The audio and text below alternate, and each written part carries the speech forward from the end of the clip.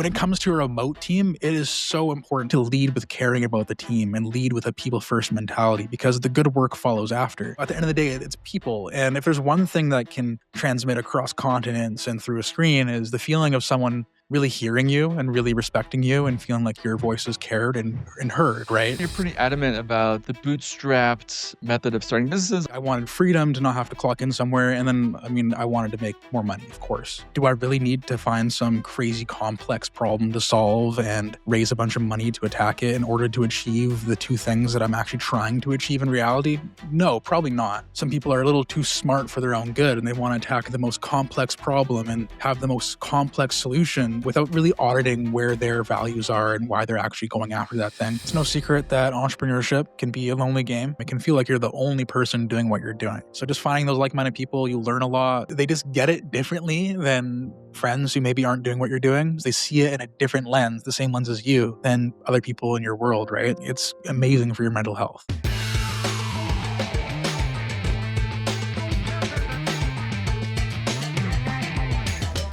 Alex, welcome to Founders Empanadas, my friends. How you doing? For having me. Doing well yourself? Doing amazing. I'm ready to test out a new empanada shop Oh, in so excited. Medellin. Yeah, my They're first time. salmon-filled empanadas, so we'll see how this one goes. Salmon-filled. Yeah, Oh, nice. Okay. You're bringing a little bit of Vancouver over there, I guess. exactly. In spirit of Vancouver. All right, cheers, man. Cheers. Interesting. Yeah, we got the full. I don't know if you can see the full salmon action going on. You got beef Colombian style today, I think. Yeah, first time having a Colombian one. Had a lot of Argentinian empanadas, but this is my first time with the corn one. It's pretty good. But most of my team is located in Argentina, so I can't praise it too much. Okay. I'm a little bit biased, but yeah, Colombia is the way to go. Shout out to the Argentinian Teamtown teammates though. Yeah, shout out Buenos Aires. Yeah. Awesome, Alex. Well, I love to do a deep dive into making pivots and not only your business but also your career, and no one better to bring on than yourself. And just to kick things off, but for people that aren't aware of what Teamtown does, give us a 60-minute breakdown of the problem that it solves for most of the startups you work with. Yeah, so instead of a marketing team having to juggle hiring out their own in-house design team or deal with different freelancers or agencies, they can essentially get the same experience as having an in-house team, but just through one service. So we offer a design team that's led by a project manager and a creative lead, and then a set of production designers for a monthly fee. So starting at $3,000 per month, you get a project manager, a creative lead, and then a set of designers that never changes. They learn and grow with your brand, and you can interact with them in Slack. And you can pause, cancel, upgrade volume, downgrade volume on a month-to-month basis. That's very compelling having that flexibility. Yeah, for sure. And you've had a very unconventional path. I think it's really compelling to hear entrepreneurs' journeys. And yeah, I just love to learn a little bit more about how you went from like travel Airbnb management to design, which is a pretty dramatic shift to make. Yeah, a lot of the things that carry over are pretty foundational. So, even when I was super young, I wanted to turn a treehouse that was in a forest behind our backyard into like a store. And then I wanted to like sell BMX lessons when I was like 7 when I couldn't ride a BMX. And in high school, I did like meal prep for my friends without any food safety regulations. So it's like it's always been there. But after high school, I wasn't able to graduate high school, and I found a way to buy couches on Craigslist and then sell them on Facebook. Facebook had sort of a buyer's algorithm, and then Craigslist people were just getting rid of stuff. So I'd find couches for free or $50, turn them around on Facebook for $500, $200. And then from there, it went into Airbnb. So I was able to save money from couching, is what we called it, and then put that towards my first Airbnb arbitrage. And then that took off and turned into a management eventually. But how Teamtown came from that was just necessity. So we were in the travel industry, and overnight, when we had around 80 or so properties, we lost $500,000 in future revenue just overnight because COVID came around. And we were sort of collapsing. We needed to find a way to cut costs. And looking through our expenses, I spotted a vendor that offered something pretty similar to Teamtown and thought, man, this is a business that we could start with little to no capital, and it would just require picking up the phones. As a way to start paying our personal bills and be able to continue living in Vancouver, I started this while my co-founder kept going with the Airbnb management company, and it just blew up. So called Indeed listings for graphic designers all day long, found people that were hiring for graphic designers, cold called them, and got my foot in the door that way, and the rest is history. I love it, man. It's one of my, favorite questions to ask founders is, like, what was their first business? And, like, over half of them are, like, in one way, sort of illegal, and that's usually, like, a good usually the most successful founders are the ones that had a something like a non-FDA approved food, or, like, in my case, I Yeah. was, like, doing, delivery of, laundry, but, like, using my school's bus as, like, for a field trip, but I love that. There you go. Everyone has something. It seems it's such a common pattern, you know? yeah, exactly. And I know that you're pretty adamant about, the bootstrapped, method of starting businesses. I'm a big proponent of that too. But yeah, in the area where a lot of founders are still chasing VC money, and, you've said it many times, like, raise fast, but and burn fast cycle, um, is that something that you wanna pursue? Can you just unpack that philosophy a little bit more, and why is maybe growing slower with no outside funding so important to you? Yeah, I mean, it really comes down to what your values are and what you're trying to get out of the business. I feel like there's a lot more founders out there that than anyone cares to admit that are after freedom, not having to do or be somewhere at a certain time or place. And also, of course, financial side as well is super important. So it's like for me, that was it. Like I wanted freedom to not have to clock in somewhere. And then, I mean, I wanted to make more money, of course. So I thought, like do I really need to find some crazy complex problem to solve and raise a bunch of money to attack it in order to achieve the two things that I'm actually trying to achieve in reality? No, probably not. In reality, both the Airbnb management company and Teamtown were adaptations of things that were already working. So I thought, this is an easy path to get what I want, which is freedom and to make more money. So at the end of the day, it's whatever you're after. But I feel like some people are a little too smart for their own good, and they want to attack the most complex problem and have the most complex solution without really auditing where their values are and why they're actually going after that thing. And don't get me wrong, I mean, there's a ton of people out there that are passionate in attacking those problems, and their values are aligned in that. But if you're someone like me, then I think the bootstrapped route is just a lot more favorable of a route to go. I agree, yeah, and for, let's say, an early bootstrap founder that also is aligned with those values and seeking freedom, but maybe they see their agency as a bit of a prison for themselves. What advice would you give them for those early stage founders? See if they see their agency as a bit of a prison for themselves. Yeah, of just, they don't have the team built up yet that they can delegate to, and or that maybe they prefer not to delegate yet and really like to get in the weeds. Yeah, I mean, there's a couple things here. Like one, I like to look at it like a spaceship, like a rocket, right? In order for a rocket to leave the atmosphere, it needs a lot of initial inertia and a lot of initial power to like get through the atmosphere and get into space. And I'm not a rocket scientist, so this could all be wrong, but just judging what I see on TV. But yeah, so it's the same thing in business, especially when bootstrapping. There's going to be that initial portion, that initial part where you can't go higher. You can't hire the crazy team. You can't hire all the resources that you need in order to make it somewhat easier. And that initial portion is important because not only is it necessary, it's just paying your dues, it's also going to teach you a lot throughout that process as well that you'll carry into the portion that involves having a big team and managing people, right? So if I could have any advice for someone like that, it's that like look at yourself like a rocket, understand that right now it'll take a lot more grit. And then as you progress and as your decisions and successes compound, it becomes easier and easier and easier until finally, like in my situation right now, I'm able to operate by working on the things I'm most passionate and good at, which are more than often the same thing, and then hire people out for the things that maybe I'm not so skilled at. I'm totally aligned with you there. Kind of, there's so many parts of the business I found that it's surprisingly easy to find talent that's way better at doing it than I was, and very happy to, like, hand off a lot of parts of the business. It takes kind of checking your ego a little bit, understanding that you don't have to be the smartest person in the room every time. And if there's a book that really helped me, and it's very popular, "Buy Back Your Time" by Dan Martell. And just looking at it that way, like you're not hiring for the sake of hiring. You're hiring by auditing your time and your energy, and then buying that back through hiring talent. Exactly. And so speaking of talent, you mentioned at the top of the call you got a big team based out of Argentina, and I know that New York's audience, they love hearing about leveraging global talent.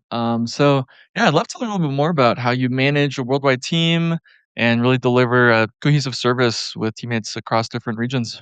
Yeah, I mean, I think something that gets lost is viewing the people as a commodity, you know, or as or taking the, like, cost of goods sold, framing it a little too literally. You know, at the end of the day, it's people, and if there's one thing that can transmit across continents and through a screen is the feeling of someone really hearing you and really respecting you and feeling like your voice is cared and heard, right? So, when it comes to a remote team, it is so important and an in-person team, but remote even more, it's so important, sorry, to lead with caring about the team and lead with a people first mentality because the good work follows after.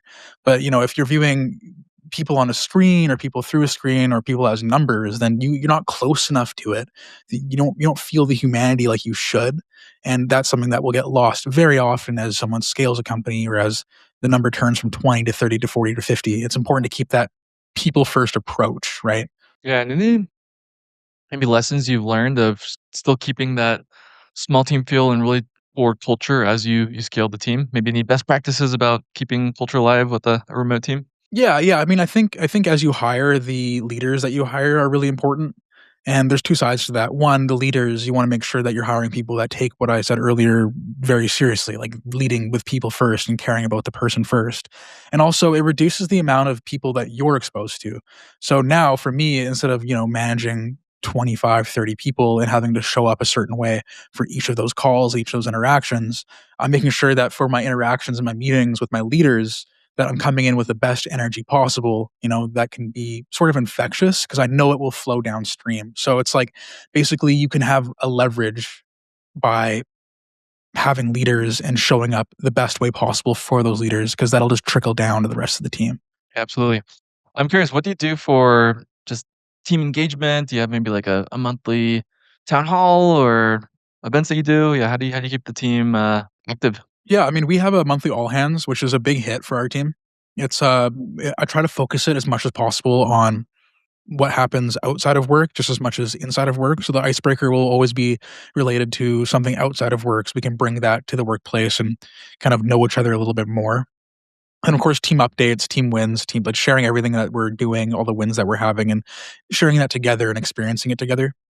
And beyond that, we do have one or two sort of point people where almost like a side job of theirs is to stir up conversation in our channels. So they'll post like a prompt, like, "Hey, what are you all doing today after work?" Or something more fun than that, like, what's your favorite song right now?" Or "What show are you binging right now?" And then through that, we'll have side conversations within Slack. And, you know, we're doing what we can, of course, but in a perfect world, I'd be having way more in-person meetups as much as possible.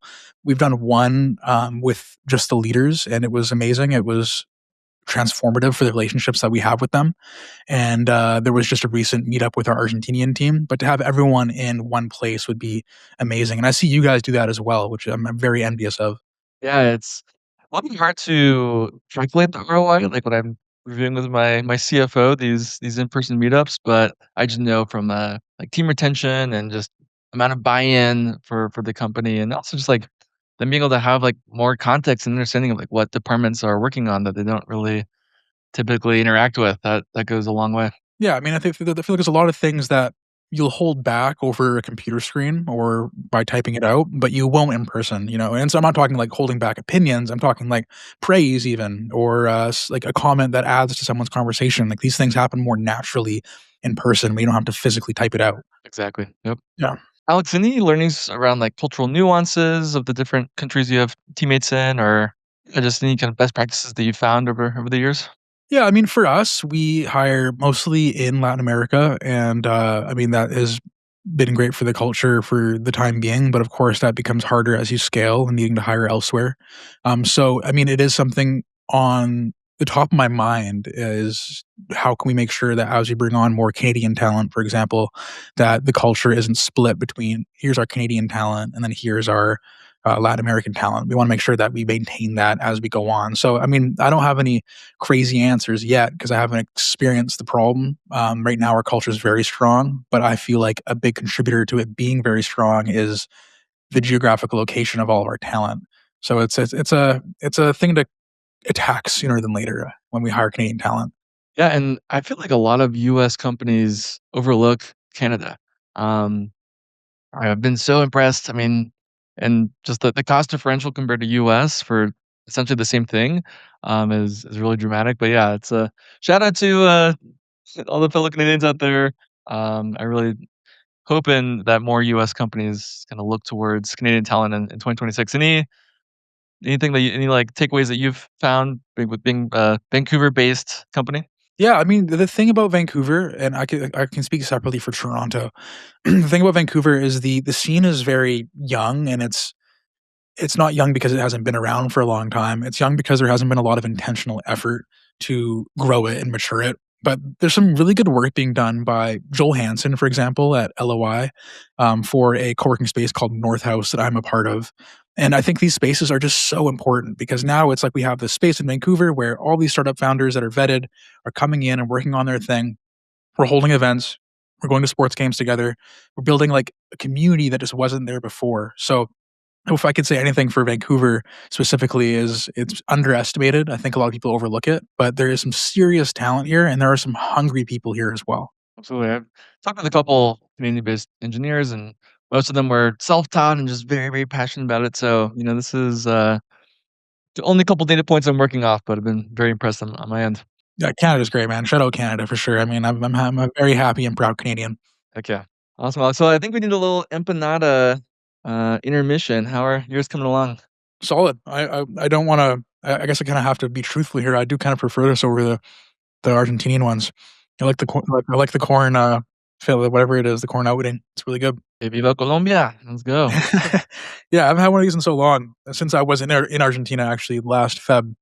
And I have a friend, Lockie, and he lived in Argentina for 3 months, and he gained like 14 pounds because every day he was eating like 7 empanadas before bed every night. And he's like, "What's happening?" I'm like, "Man, they got a lot of calories in them. You gotta be careful." That'll do it. Yeah, I feel probably like at least 5 pounds in 1 week from my, the thing that got me was alfajores, the little Mm, desserts. Yeah, mhm. those are Very pretty good. addicting. They're so good. Were you in Buenos Aires the whole time? Yeah, I was. It was for 10 days, and funny enough, actually, I had been scouting for talent like months prior and looking at like alumni of competitors that I look up to, and did some messaging. No, didn't hear anything back. But then when I was in Buenos Aires, I heard back from two people, and they seemed very promising. The CVs were amazing. And I thought, well, this is great. I'm going to set up a video call and see if I can explore it further. And turns out they were in Buenos Aires at the same time I was. So I was like, oh, let's just meet up for a coffee. Let's see how it goes. So met up for a coffee, solid fit, sent an offer letter, and hired them by the time I was leaving Argentina. And to this day, the best hires that I've ever made just made a huge difference in my organization. I love that. Yeah. Whenever I go out to the Philippines, it's just more like me whining and dining talent every night when I'm out there. Yeah, I bet. How often do you go to Argentina? Once a year now, but I wanna up it for sure because we just have such a big presence there. So I want to be there more often. I think it's important to see your team, the people you work with every day, more than once every 365 days. So making it a more of a priority now. But it is like I'm in Vancouver, so it is like a 21 to 23-hour total travel time to like get all the way down there on the other side of the world. Complete opposite sides of the Americas. Yeah, yeah, I know. Yeah, but it's cool because like, look, you could build a company with people across the world from each other. Talent really has no borders. So it is there is something special about it. Yeah, yeah. And I found culturally, Argentina especially has very good alignment with the West. Like, you just look when you're walking around Argentina, or Buenos Aires, you feel like you're in Europe and, of all of Latin America, I feel like it's the most Western aligned. Yeah, it's beautiful there. My mom, she's from Nice in France, and I sent her pictures when I was down there, and she was confused. She thought I was in Nice because the buildings are just so similar, you know? Absolutely. Awesome, Alex. Well, I was looking at your LinkedIn, and one of your posts really struck me about how you cautioned early stage founders, less than 1 year, that they probably should not hire a design subscription service like yours, which is a pretty bold stance. So, why do you believe that, creative as a service model isn't for everyone, and at least not early on for startups? Yeah, yeah, good question. I think a lot of the time, the founders that come to us that are is just them so far, they expect, to hire us and that to be it, for them not to have to work back and forth with us. But the reality of it is, especially with design, there's a lot of back and forth involved. And we just work better with organizations that have a stood up marketing function and a point person that can work with us. Um, it's fine working with the founder sometimes, but more often than not, we've been burned. So it's just about focusing on what we're best at and what we're doing our best work in. So for founders and CEOs, yeah, if we're working directly with someone, they're in a bunch of other things, they're super busy, and there's no one on their team that we can work with. A lot of things get delayed or we don't get answers back when we should. And at the end of the day, I mean, I'm a founder, you are too. I mean, we're pretty particular about things, a lot of opinions. It's hard to let go sometimes. So it's just a difficult working relationship most of the time. So for us, it's like, okay, where are we having our best work? Who are our best clients? Well, it's marketing leaders at companies between 250 to 1,000 people. Stood up marketing organization. It's there, it's running, the brand is there, and we're just plugging in to produce more assets, better assets, and really take it to the next level. So I think it's not the first hire someone should make is a design team. I think there's a lot of steps in between, founding a company and hiring a design team that might get overlooked. Yeah, that makes total sense, and I've seen something similar in my business, more for the, like, sales side. I'm the outsourcing guy, and even I say, like, you really shouldn't outsource sales until at least you've got, like, a very clear product market fit internally and a full sales org built up and bring on the SDR layer. But yeah, totally agreed there.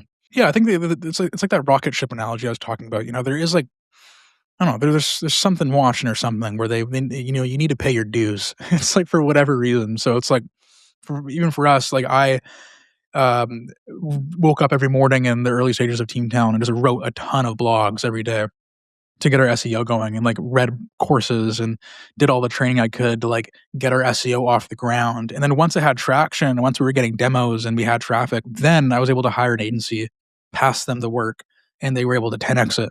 But if I just like hired an agency from the get go, I probably would be having the exact same horror stories that everyone else talks about, where it's like, oh, I hired this agency for SEO and like we haven't got deals, 6 months down the line and all this stuff. Cause it's like there was no traction initially. It's like I think these agencies, even Teamtown, it's best looked at like fuel to put on a fire, rather than just trying to start the fire from 0 to 1. Exactly, yep, and already having the clear brain guides in place and clear systems to set your team up for success, yep. Exactly. Yeah. Awesome. And so Teamtown recently went through that major reboot. You called it the Teamtown 2.0 of basically scrapping the old model of unlimited design and introducing the hours based system, and even like adding in Webflow development. So, yeah, I'd love to learn a little bit about what drove that overhaul and maybe what was the moment that you realized that you needed to make a change. Yeah, I wouldn't say there was one specific moment. It was just a string of moments. There was a big question mark hanging over our heads for a lot of clients, especially the more developed clients that I'm talking about that we're a better fit with now, on where was time being spent, how much time was being spent, what does unlimited really mean? There's just a lot of question marks there. And we wanted to make it more clear for our clients and make it more clear where things were going, but also make it more clear for our designers that, you don't need to be here working late into the night because we're, unlimited. There's also another side of it. The world of subscription design services, specifically the unlimited side of that world, has become super saturated. There's a lot of businesses in the space. And because of that, the word unlimited almost had this like negative stigma to it, where unlimited is just like BS and it coincides with a service that doesn't provide the best value or it doesn't have the best quality and just pump stuff out. So a big part of that was also separating ourselves from that. We didn't want to be a low production shop that was just pumping out a ton of assets, signing up a bunch of clients, and keeping up with our churn rate. We wanted to make sure we're creating a real business here that gives real value, so we're happy in the work that we provide. And part of that, yeah, was making sure that our deliverables are clear and that we're not seen as the same thing as these unlimited design shops. We're something different. We're something more premium. Exactly. And not just turning it into a commodity where price is the only differentiator, really focusing on quality. Exactly, yeah, and now, I mean, the clients we work with that are attracted to this style of agency with hourly credits, it's still a productized way of buying, but they know what they're getting. They're much better to work with. The projects that we're doing make a lot more sense. The people that we work with are a lot easier to work with, and naturally, that makes the team happier, and then we produce better work, right? So it's all a big flywheel. Exactly. Also, and yeah, I'd like to dive a little bit deeper into the space you're in. What are some of the trends you're seeing in the design industry, and yeah, how do you how else do you differentiate Teamtown from such a crowded space? Like I said, there's a lot of services like us, even that are doing hourly credits like us, even companies that aren't unlimited like us. So it's difficult to stand out because at the end of the day, people could just point at us and say, "Hey, you're an agency with a fancy retainer." Like that's it. So for us, we're trying to sell more than just output. We're bringing to the table systems, both systems that involve the client, like systems to keep their brand in check and make sure that they're avoiding brand drift, and systems on our side, design ops, to make sure that we're producing the best work possible at the fastest rate possible as well. So for us, as far as how we differentiate from other services that are very similar to us, I would say it's flexibility. We don't offer long-term contracts, 3-month terms, that sort of thing. It's just month to month. So any marketing leader can subscribe for a month, try us out, cancel if it doesn't work out, or keep going. And then better yet, if a company has an event coming up and they have an increased volume of design needed, they can just simply upgrade their account, get more hours, and then once the event's completed, downgrade back down. But at the end of the day, we're not just selling output. We're selling systems so that a marketing leader can effectively look at design like a lever or a button to press, where they don't have to think about all the other stuff that comes along with it. They just get reliable on brand design as quickly as possible. I love it, Alex. Yeah, it's just such a huge TAM as well, so I feel like there's plenty of space for multiple players, very similar to the industry that I'm in. Yeah, exactly. That's exactly right. I mean, I had a conversation with a competitor, a founder of a competitor, and he even said like, "Oh, I love having these conversations because I don't really look at anyone as like a quote unquote competitor because the market is so big. We might as well just share ideas, share resources, and if someone's introduced to the model by a service that may not provide the best service possible, and then that person churns, then they're searching up alternatives. They might find one of our blogs and then sign up to Teamtown instead. So there's no strict competitors in the space, I would say, because the TAM is just so big, right? Totally. Yeah, that was probably the most refreshing thing for me of moving from, big tech, working at Bird, where there can only be one winner, and like talking to the competitors was forbidden, to moving over to the agency space where some of my best friends are other BPO owners, and we just share best practices and vendors with each other all the time. So Yeah, it's a game where everyone can win.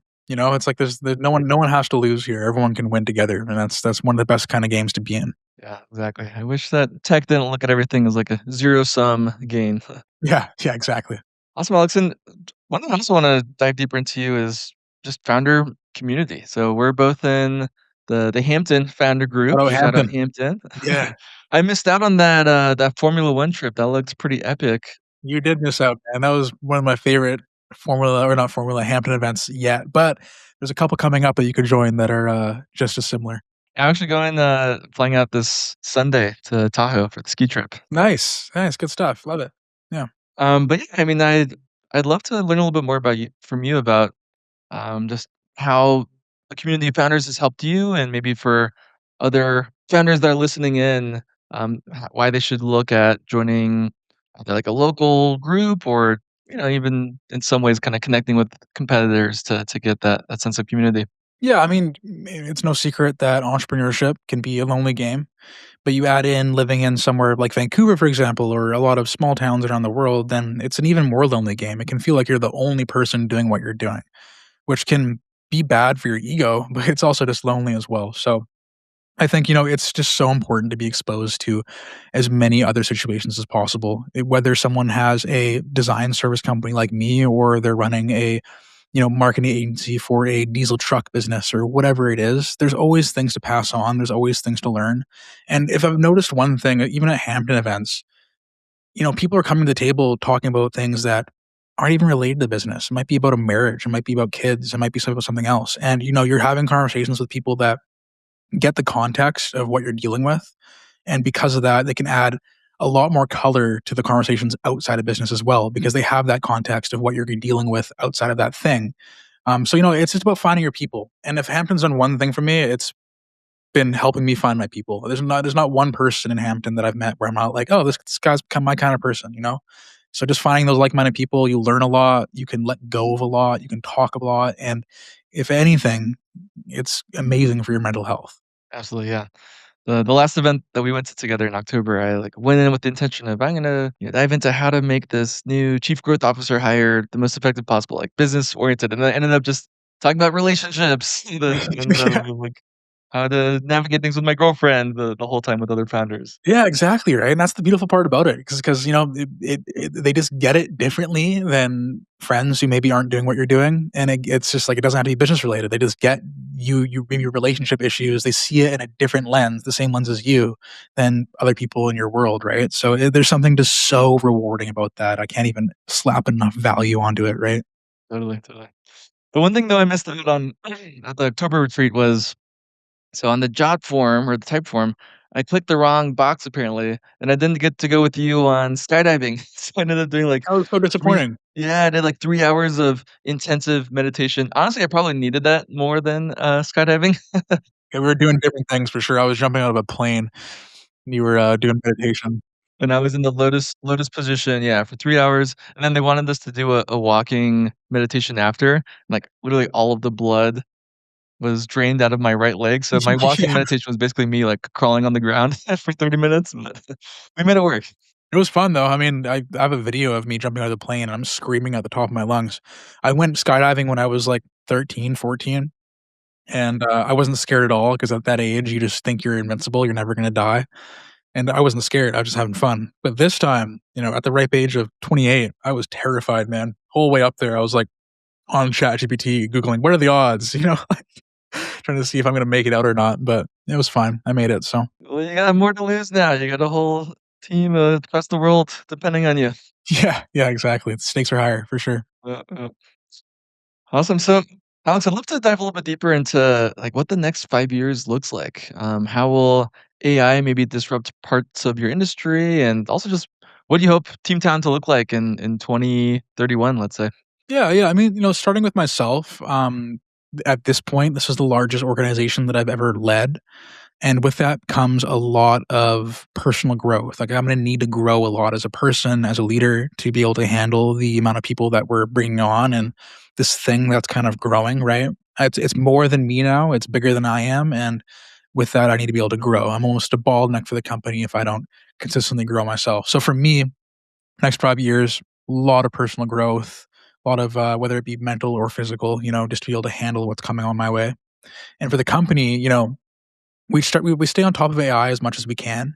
Obviously, design is one of those industries that has a big question mark over it on how much it's going to be affected and how it will affect.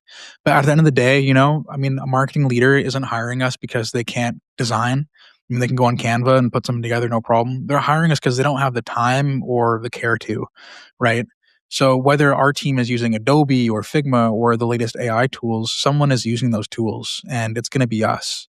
So we're staying on top of it. We're adapting as much as possible, keeping our thumb on the pulse of it and seeing what we need to do, how we need to react, and following suit. I don't see the design industry being anything similar to what it is right now by 2031. I don't think the world at all is going to be recognizable by then with the rate of things and how it's changing. But I am confident in not only my ability, but my leader's ability to be able to address that change in a way that not only prevents us from being negatively affected by it, but also leverages it to put us in a better position. But yeah, an end goal for us though, you know, we're on a mission to grow and grow and grow and grow and build a strong team and have these offsites like you do, right? And you know, it's all up for the taking. I love it. And Alex, have you found maybe any resistance from the internal team to adopting AI tools, or that's something that I'm going through myself right now. It's just like how to get pretty aggressive on timelines of upskilling my team. But yeah, what's your experience been with your internal team? Yeah, I mean, we're lucky, you know, because our team is excited to use these tools. And I got to give a shout out to Faku, our VP Creative Services, because he's able to really rally the team around these things, you know, make them excited to try these tools and be on the edge of it. And we're not just like saying, hey, go use the latest tools. Like we're putting them through courses or trainings on the latest tools, Flora, and everything they need to do to succeed, and then watching it, you know, making sure that they're using it actively in projects, that they feel supported to use it, that they're allowed to make mistakes and they have the space to do that. And through that, I mean, they get excited to use these tools. They'll spot an opportunity where it's like, hey, originally before the training, I would have done this manually, but let's see if I can do it with AI. And then they're excited to bring it to the table. So I have a weekly standing meeting with my VP Creators versus Faku to review all the AI projects, give some shout outs, you know, give some recognition. And we're thinking about opening up a AI channel as well, where they can send in their projects that were made with AI, show them off, and get everyone else excited as well. But you got to create that excitement around it. You got to make it not just something that feels obligatory to the design team, but rather feels like something they want to participate in, that they almost get FOMO if they don't? Okay. Shout out Faku, that's awesome. Yeah, fuck was great. I copied Hampton's AI talk channel for us at Neo Work of just everyone kinda sharing their latest tools and how they're using it for their workflows, and it's been great. That's great. I'm gonna do that too. Okay. Awesome, Alex, and this is a question that I like to ask all founders that come on, but what's one strongly held belief that you have that you'd say 99% of other founders would disagree with? It's hard to say, but I think this is changing.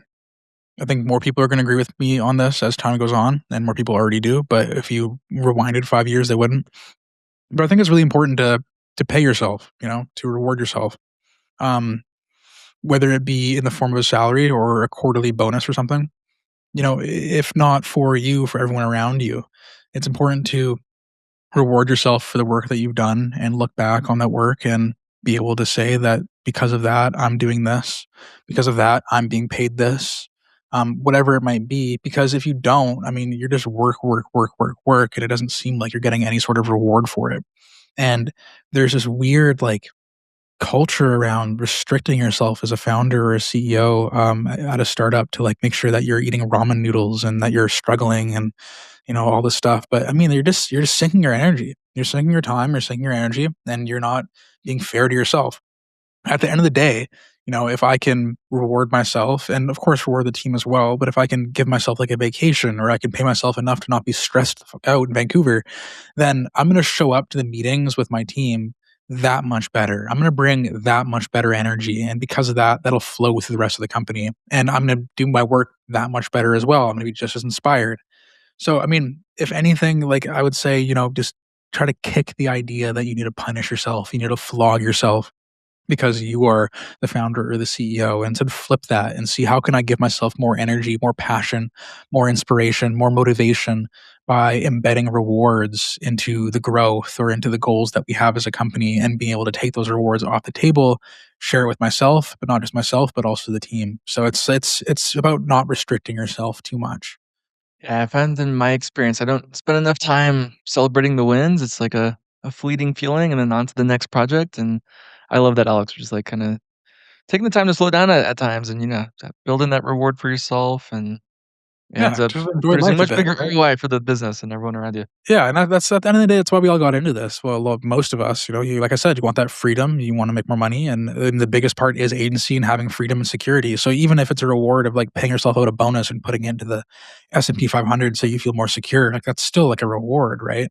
But it's important to have those rewards because otherwise you're just working for the sake of working. And sure, you'll wake up one day and be able to take those rewards off the table, but you might be looking at yourself in the mirror, realize you're 50 years old, and wondering where all the time went. And then all of a sudden, a trip to Italy or buying that car or whatever is not as fun as it would have been if you did it when you were younger.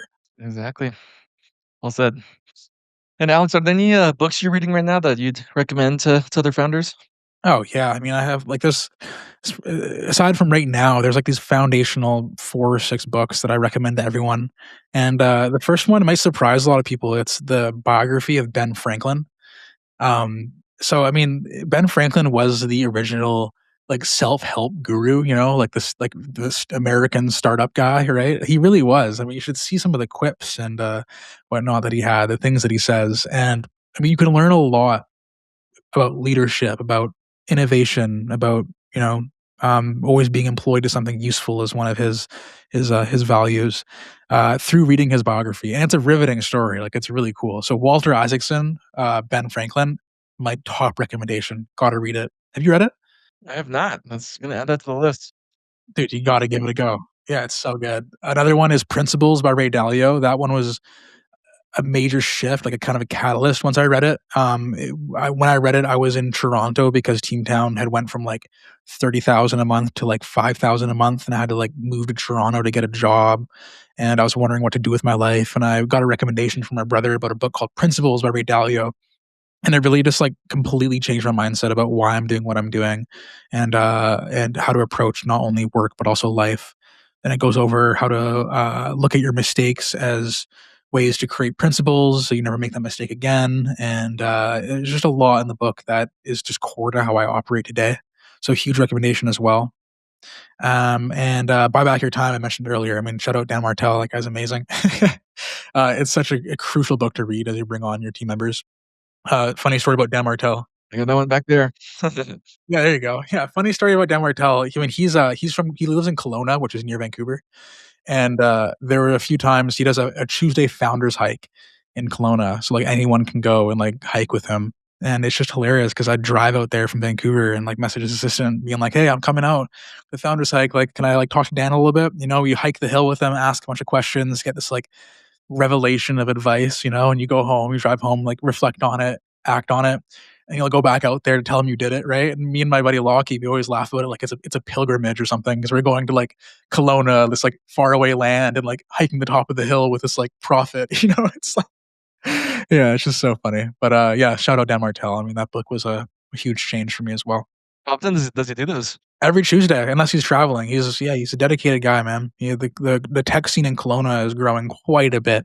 It's getting massive. I've been considering getting out there myself, actually. I'm really feeling the trip to right along in your car and then do the guru hike with the Gandhi, Yeah, you should, man. Honestly, Canadian Gandhi.